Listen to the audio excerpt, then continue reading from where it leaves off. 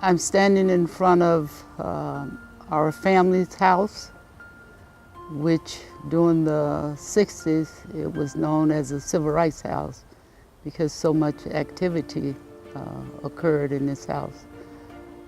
Also, I look at it two ways. One is the family house, because that's where I grew up and all my siblings and parents. And so we have some very good feelings about this house. And then on the other hand is civil rights, and it dictated so much pain and suffering as we went through the civil rights movement.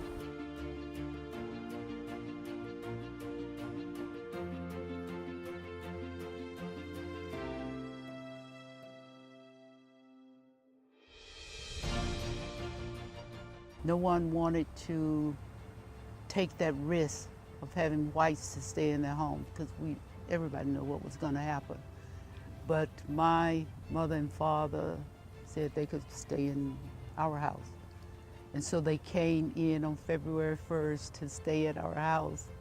And the police department and the sheriff came to the house, knocked on the door, asked for Robert, and said, Robert, you have these people in your house, you need to put them out. And my father said, these are guests in my house. I'm not going to put them out until they're ready to leave. And he said, well, there's a mob on Columbia Road, which is our main street. There's a mob there, and if you don't put them out, nobody in this house or this house will be alive tomorrow, and this house will be burned down. So he left, slammed the door, and immediately we began making calls to black men, telling them what was about to happen.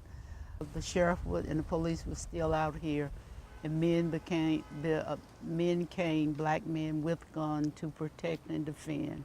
And from that point, February 1st, '65, we had individuals, these same men, who protected, and on the 21st made an oath that this one,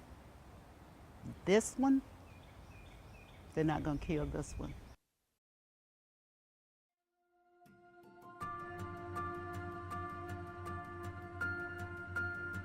That was the first landmarker for an African American in Washington Parish.